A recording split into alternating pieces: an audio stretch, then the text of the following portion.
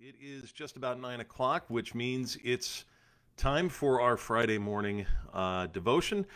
And of course, the last few weeks we haven't really been doing so much of it as a devotion, which usually looks at a passage of scripture and seeks to apply it to our lives for the day and that sort of thing. But we've been looking at, well, really common objections that are brought up to faith in general, that are brought up just I think in the world. We're living in a very skeptical time here in the West. There's no way around that. We're skeptical of institutions. We're skeptical of basically just about anything, and I think there's a lot of reasons for that.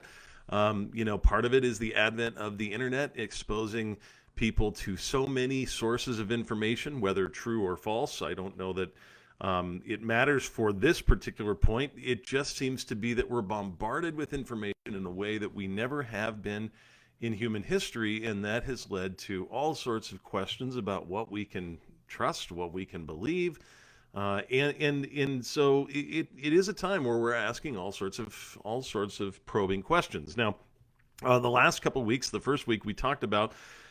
We dealt with the question of whether faith is inherently irrational, and I pointed out, of course, that no, it's not. And I didn't just say that because I'm a pastor, and obviously I kind of have to stand up for that team. But from a philosophical perspective, we know that faith in and of itself is not irrational, but rather it's what faith places what the object of the faith is that determines whether it's rational or not.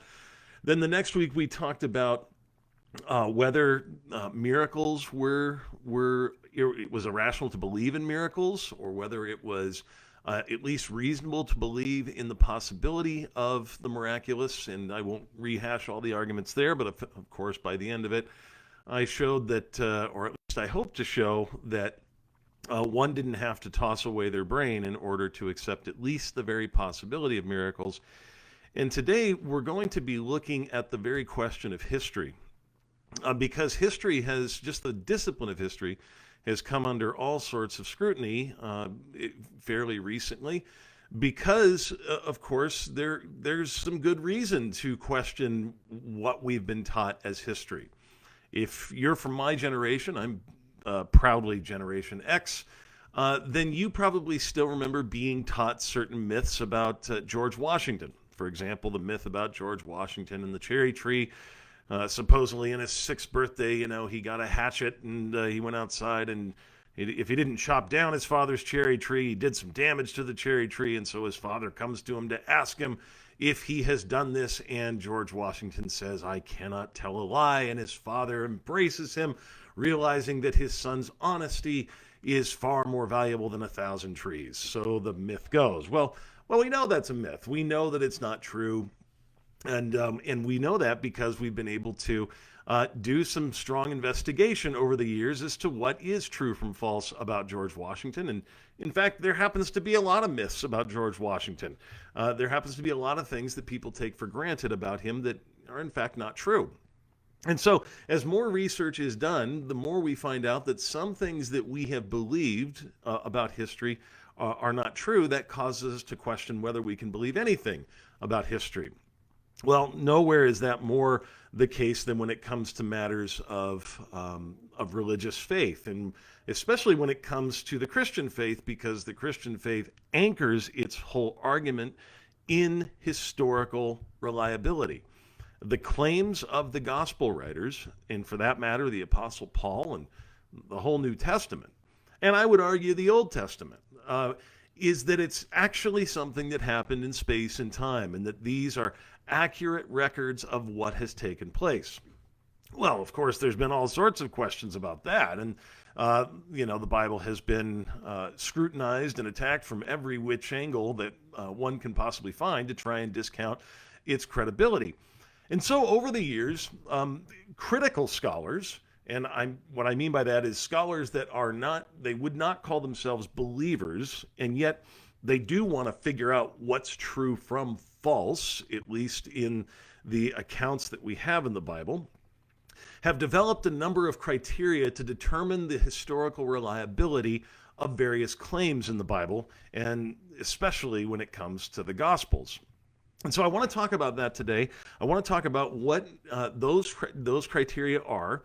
for determining what's true from false, or if there is something that can be believed. I'm not necessarily going to be making an argument for the reliability of the Bible itself, but you will see I'm definitely going to be giving examples from the Bible itself to explain the principles behind the various criteria that are mentioned. So there's 5 criteria that scholars have come up with to try and determine whether something is historically authentic in the Bible or not. First criteria is what is known as early multiple attestation. What does that mean? I know that sounds fancy, but really all it means is what's being reported as true, reported by multiple and or independent sources close to the time and space when the events actually are reported to have taken place. That's the first question that they ask. Is there any reason to believe that what this gospel writer is saying, or for that matter, what the other gospel writer is saying, is close to the events reported, and that it seems to be in line with what other people are saying, even if a little different at times? Well, when it comes to the gospel writers, certainly that is the case. There's an awful lot of similarity. We know that the earliest gospel is Mark. Well, we don't know that for sure, but that's the assumption amongst a good number of scholars based on their research. And that probably was penned in the 60s. Luke and Matthew, maybe the 70s. And then John, depending on who you read, either comes in the 90s or it could have been even earlier, much earlier. We're not quite sure, but we do know that these were all written within the first century, within a few decades of when the events of Jesus's life took place. Now you say, well, man, that seems like a long time. That's 3-4 decades removed. But you have to remember that when it comes to ancient historical events, that is actually vastly closer than many other historical events that we take as fact or we believe are true. I mean, it vastly closer. It's not even comparable. I mean, when we think about the Gallic Wars, or we think about what Homer writes about, those things that we accept are true are based on far less fragments of their writings and are written hundreds and hundreds and hundreds of years after the purported events took place. Not so with the Gospels. In fact, or for that matter, with the writings of the Apostle Paul. Probably the earliest writing about some of the historical events of Jesus' life that we have is written in 1 Corinthians chapter 15, which is maybe written about 15 to 20 years after the events of Jesus' life. That is extremely early for a historical document or for a historical claim. And the reality is, Paul, even in that text, challenges the readers to basically says there's hundreds of people that saw what we are claiming to be true, that Jesus rose and that they saw him in the body. And if you don't believe me, you can go and ask them. That's the implicit assumption behind what he's writing. Go and ask him. So that's a very, very risky thing to do if this is all just made up myth. This is something that makes it, well, certainly hard to just discount the story entirely. There just seems to be too much multiple attestation around the events as they took place. Secondly, the second criterion is dissimilarity. And that is basically what this criteria states is that the historicity of something is more probable if that something is dissimilar to the prior beliefs of those claiming its occurrence. And that would certainly fit with what the Gospels report. We know that in the Greco-Roman world, there really was no idea of somebody rising in the body, because in the Greco-Roman world, the flesh was seen as basically inherently evil because matter was inherently evil. And so the idea of somebody rising from the dead in the body would have been condemned. It would have been seen as ludicrous in the Greco-Roman world. And for that matter, on the Jewish side of things, the Jewish people had no belief that there would be a single person, that the Messiah as a single person would be rising from the dead. They did have a concept of a general resurrection, some of them did, at the end of time, but they did not have a concept that the Messiah was going to rise by himself. This makes it so that it's, well, dissimilar. This is the criterion to determine whether it would be, whether it has some historical reliability to it or not. There's also other examples of dissimilarity that you can find in the Bible. For example, the fact that they start meeting on Sunday, the fact that they claim that Jesus' teachings on the Sermon on the Mount, for example, are so different than what other people had been saying. Peter's decision to allow Gentiles into the church, all of these things would have just been so contrary that there would be no good reason to report these things unless there was some truth to them. The third criteria is the criteria of embarrassment. Now, what does that mean? Well, basically, the historian asks the question, similar to like the George Washington myths, is there stuff in this document that they wouldn't report unless it was true? In other words, that they wouldn't want to report. Because when you're reporting, you tend to want to, especially if you're doing hagiography, making a hero out of somebody, you don't want to report their negative stuff. You don't want to report the bad stuff or the embarrassing things. Well, the fact is the Gospels are full of things that would have been embarrassing, and there's really no other reason to report it unless it was actually true.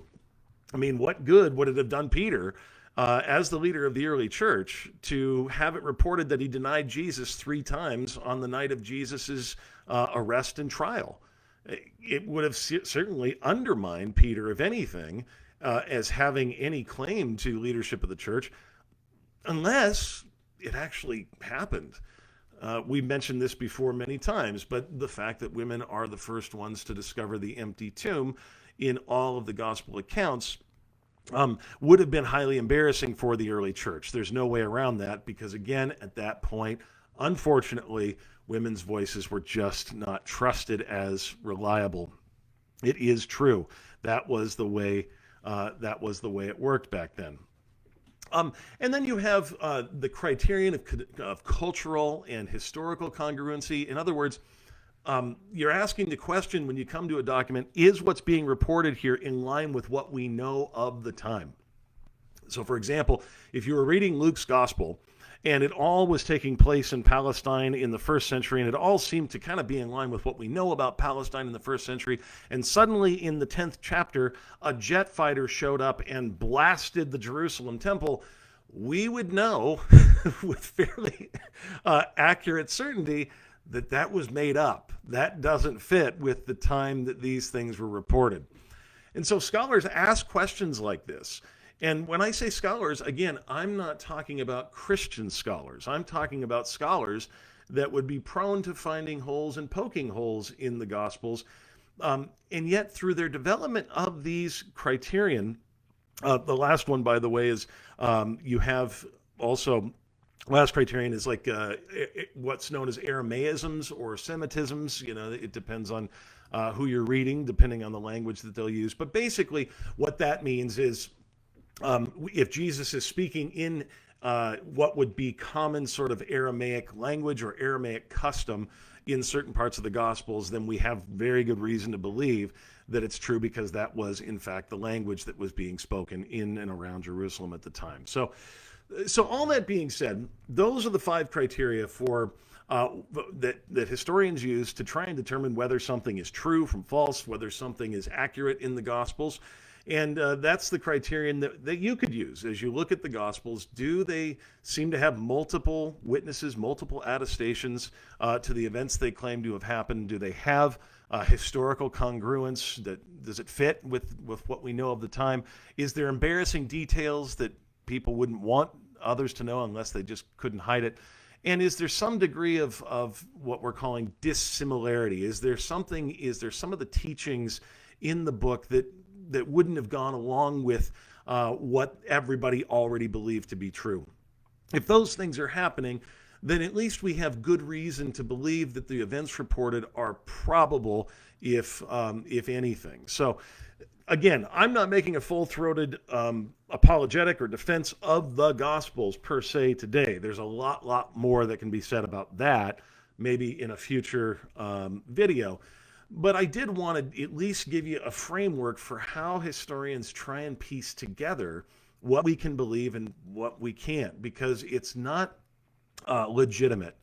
It's not possible to believe that all of history is simply written by the winners and therefore it's all discounted, which is a more and more common claim today. No, it's more nuanced than that. We have to find out, we have to sift through and try and determine what of the historical claims made throughout all of our time as humanity can at least be seen as probable as compared to that which is seen as false. So that's the way that we judge these things. Hope that helps. Next week, we're going to actually begin looking, now that we've talked about some of these foundational things, we'll be looking at some arguments for the existence of God. So we're moving from, well, we've been dealing with philosophical issues, but we're going to be moving into some more, certainly deeper philosophy next week, because that is where we sort of need to start from as we look at the probability of whether God exists or not. So, all right, that's it. Happy Friday to you. We will see you on Sunday.